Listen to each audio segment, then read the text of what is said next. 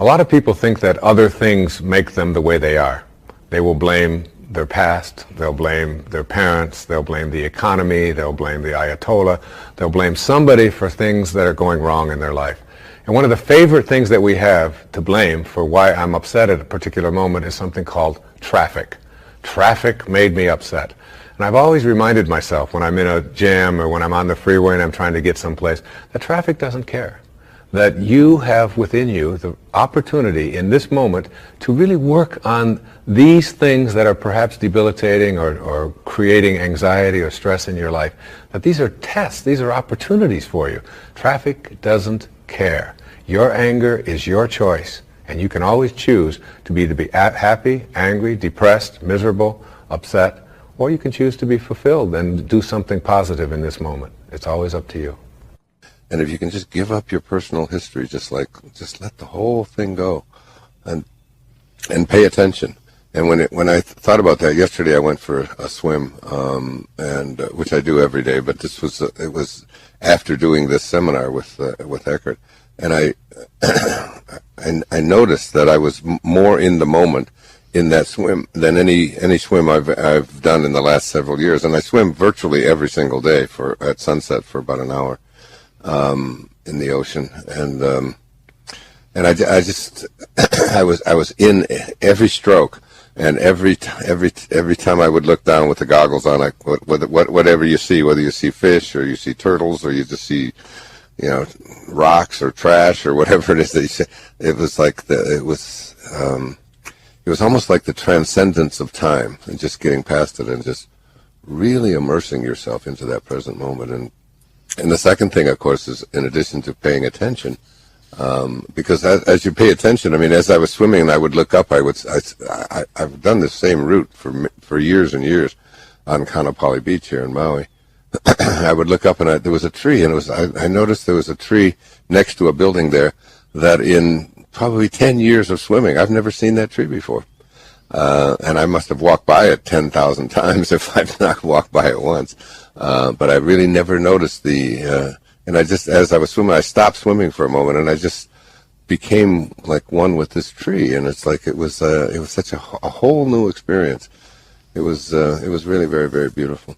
And then the other thing is to be astonished, to just stay in that state of being bewildered. Like Rumi said, sell your cleverness and purchase bewilderment. Just to be astonished at every breath you take. Be astonished at who you are, and that you're even alive, that you were ever born, and that you're not this body that you're in, and that you're this invisibleness. And be astonished by the cloud formations and the little bugs and the spiders and the sand and virtually everything. I had a great teacher that came into my life through his writing. His name was Nisargadatta Maharaj. Lived in India up until the mid-1980s. And he wrote something called I Am That, which was very powerful and influential in my life.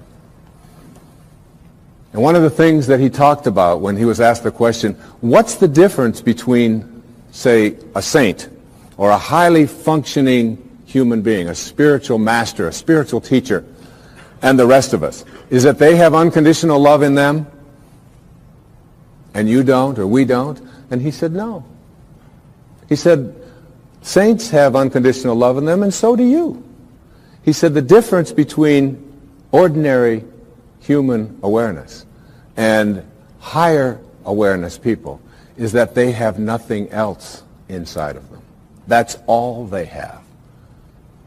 And it's almost like we have to learn how to get that in ourselves. To be able to, well, I always like to use a metaphor of an orange. I love the orange.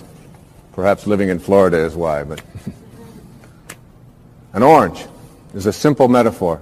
You take this orange and you squeeze it as hard as you can squeeze it, and you ask yourself, what will come out? And what comes out when you squeeze an orange? Orange juice. Never, no matter how many times you squeeze it, will apple juice come out. There's no mistakes. You'll never get grapefruit juice out of this thing, ever. The only thing you'll ever get out of it is orange juice. And the next question is why? Why when you squeeze an orange, as hard as you can squeeze it, does orange juice come out? And I asked that question up in Toronto one time. There was a little girl sitting right in the front row. She said, that's dumb. She said, that's what's inside. It has to come out. I said, well, that's the answer. You are really smart. And she smiled. She thought that was great. But that's the truth. The reason that orange juice comes out when you squeeze it is because that's what's inside. Now you extend the metaphor and someone squeezes you. That is, someone says something about you that you don't like. Someone behaves towards you in a way that you find offensive. Somebody does something or says something to you that you feel hurt by. And out of you comes anger, hatred, bitterness, tension, fear, anxiety, stress. And immediately you say, the reason that comes out of me is because of how he said it, or the way that she said that, or because they did that. But the truth is, the reality is, that what comes out is what's inside. And if you don't like what's inside, you can change it. Now, if you ask me, how does orange juice get inside of an orange? I would say, I don't know. I can't figure it out. That's a mystery to me. I just enjoy the oranges of my life and give God the credit for that.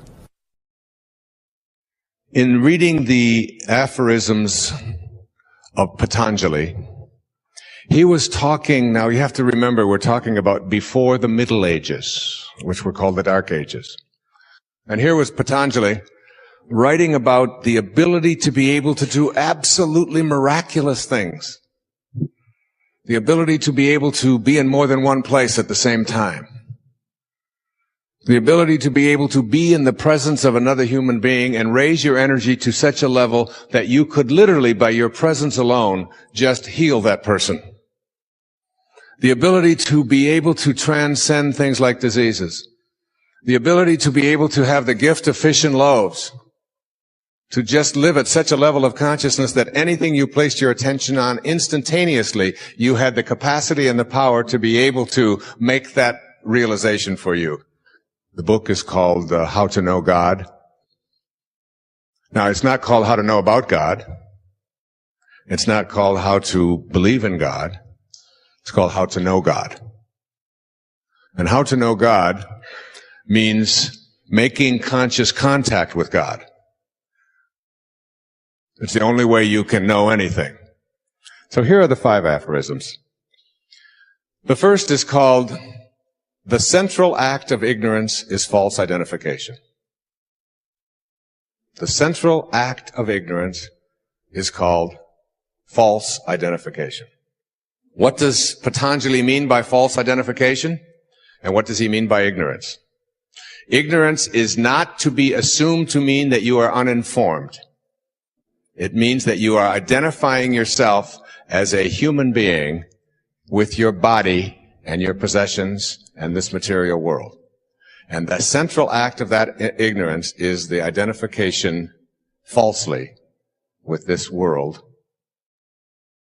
of the changing. But beyond the world of the changing is the changeless world. And once you start to identify yourself there and know that this is who you are, know it, like you're listening right now and you're watching, and the energy that is coming into you is coming through your eyes and ears and senses. And it is only your eyes and your ears and your senses that take this energy and twist it into something called evil or problems. It comes into your eyes, these energies, and into your ears, if it could be examined just before it hits your eyes, and just before it reaches your ears, and we could examine it very carefully, you would find that the scientists would say, no, there's no problems in that energy. There's no evil in that energy. Nope, it's just energy. It's just a frequency. It's vibrating at a certain speed. But as soon as it hits your senses and you begin to interpret it, problems begin to show up in your life. But the energy itself contains no problems. It's just energy. That's proper identification according to Patanjali. That's the first aphorism. The second aphorism sounds like this.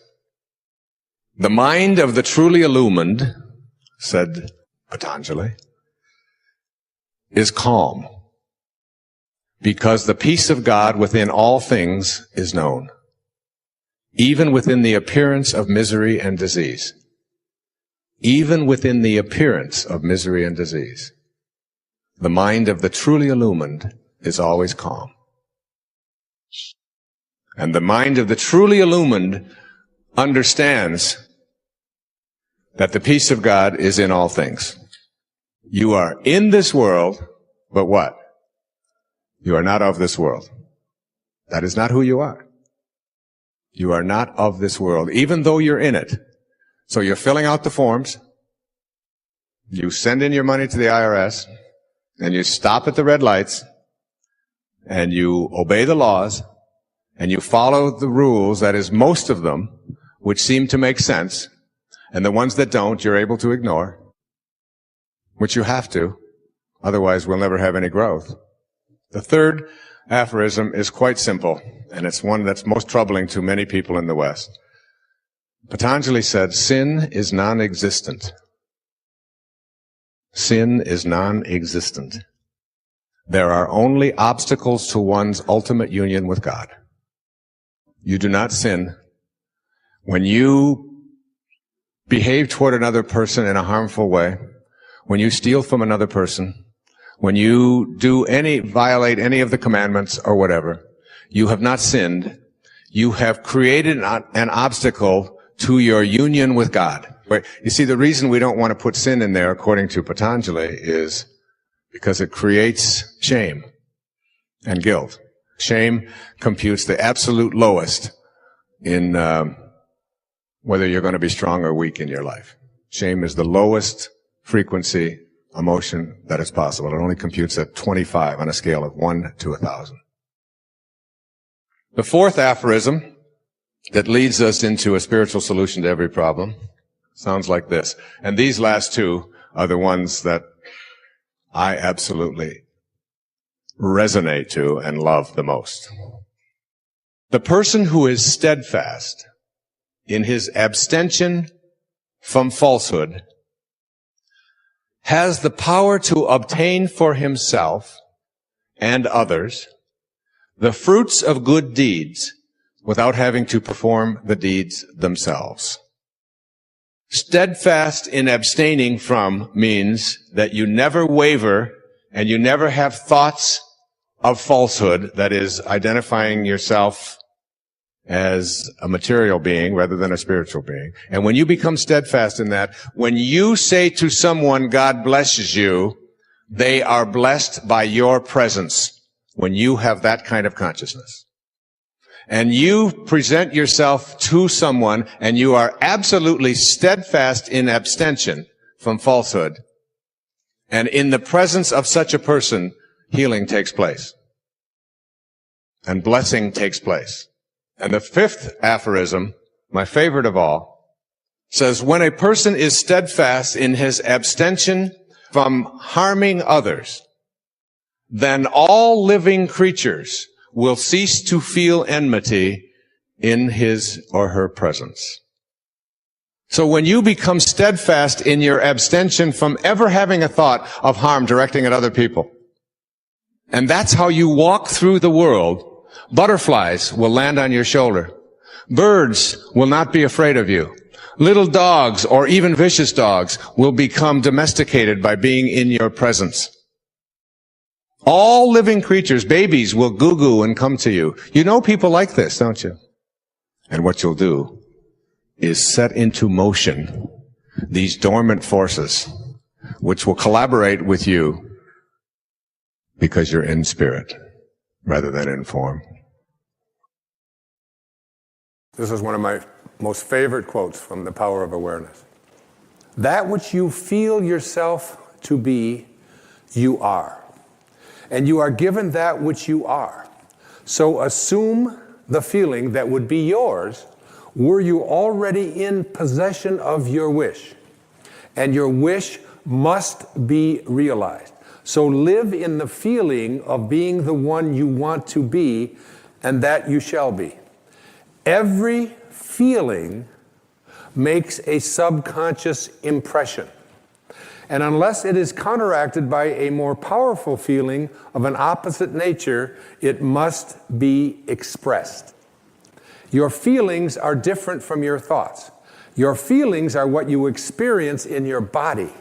The dominant of two feelings is the one expressed. I am healthy is a stronger feeling than I will be healthy. I am healthy says I feel healthy, and I feel healthy. I feel great. I don't determine if I am well on the basis of what it says on a piece of paper or on the basis of what somebody else out there tells me. I live my life feeling within my body that I am strong, I am capable, I am able. And that is not just something that I say. It's not just an affirmation. An affirmation is an intellectual exercise. This is a spiritual knowing within that I am well, I am content, I am prosperous. But the words that Neville used there are the subconscious. Every feeling that you have makes a subconscious impression upon your body and upon your awareness. Now, you need to understand the subconscious mind of yours. Your subconscious mind rules your life. 96 to 97% of everything that you do is done as a result of your subconscious mind. And when your subconscious mind gets programmed, it goes ahead and responds to whatever it is your conscious mind has placed into it. I was 18 years old. I was in the United States Navy for 4 years. And they sent me to a school in Bainbridge, Maryland, to become a radioman and a cryptographer. And we spent an hour a day, every day, for the first 3 or 4 weeks we were there, on a typewriter, learning Morse code. Okay? And my conscious mind had to program my subconscious mind. Now, this subconscious mind of yours is operating all the time. You're sitting here watching a television show. You got up, you picked up your remote control, you turned the channel on, you got dressed, you ate lunch, you went to the bathroom, you go to work, you get into your car, you drive to work, you don't think about what I'm going to do. Everything that is going on in your life, everybody in here in this room, you got here through your subconscious mind. You didn't have to think about every single thing that you were doing, but there was a time when you did in order to learn that. This habitual subconscious mind of yours rules your life.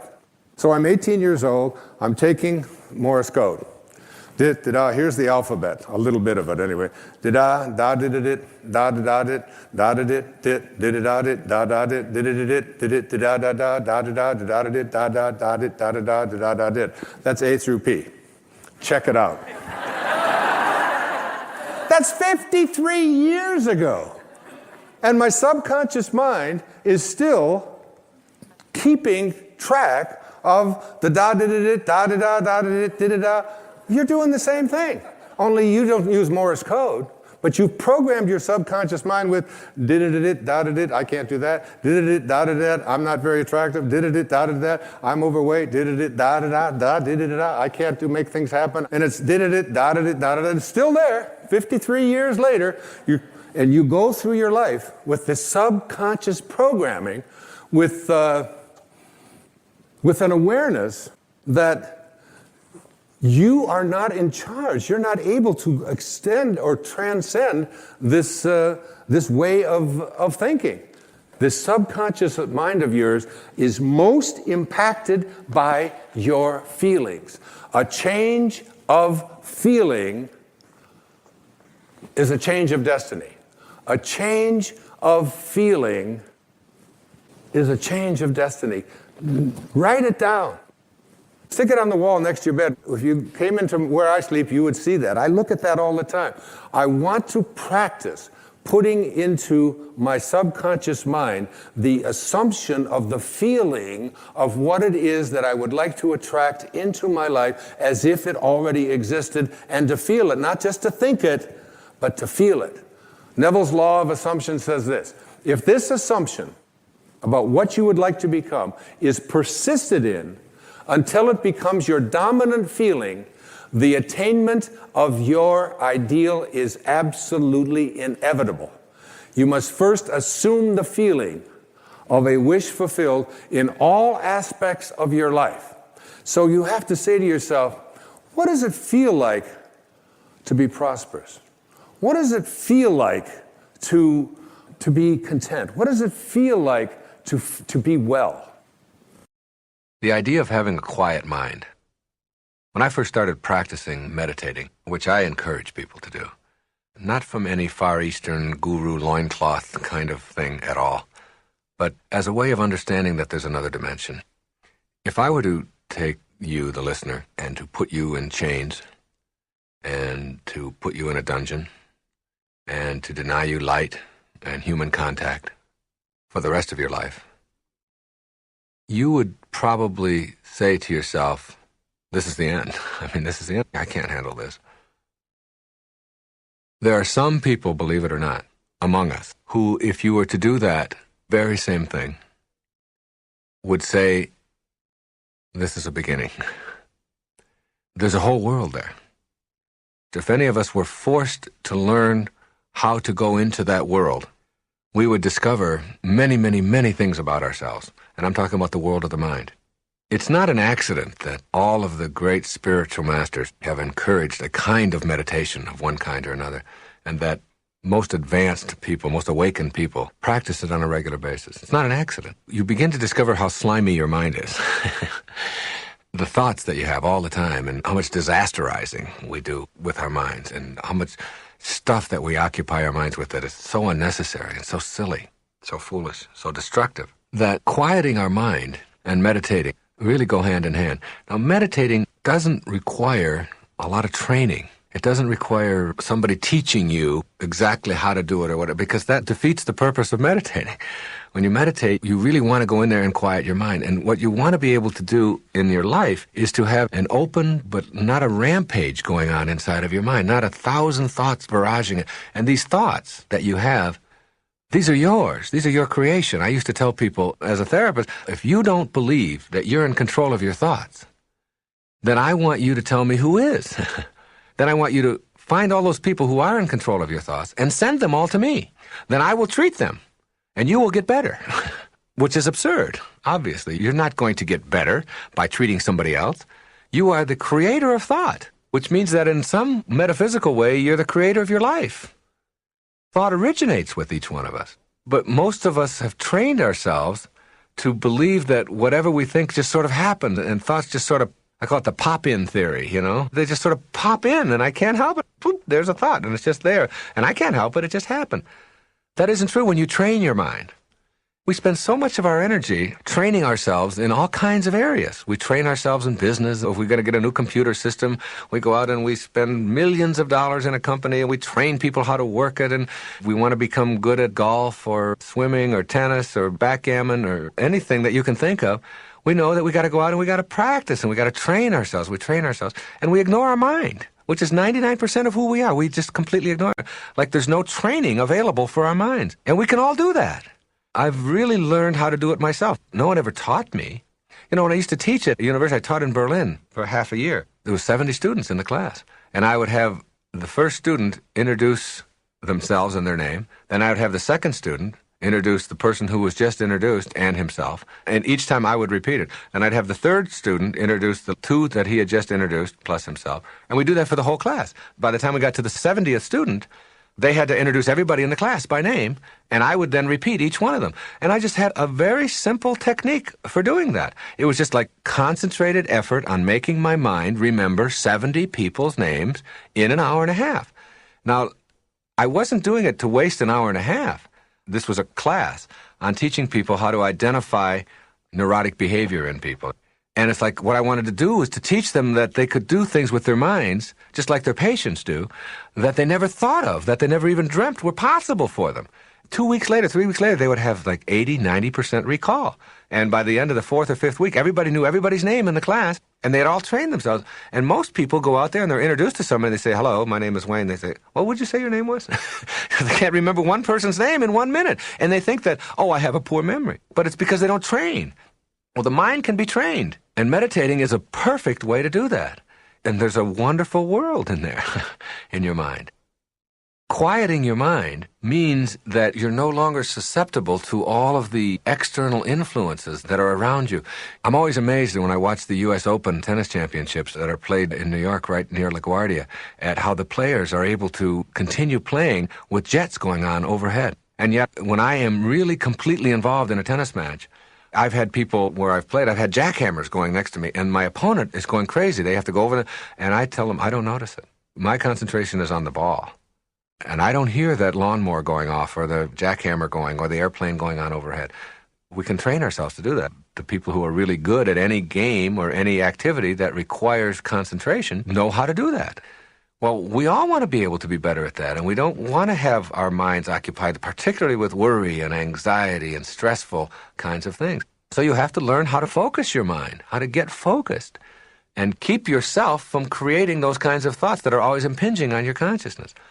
Miracles are available there. You talk about surrendering. I meditated for a long time. It's like there would be a light. I would have this light that I would create. And it's really interesting that you can create a light with your eyes closed in a dark room. So you don't really need your eyes to create light.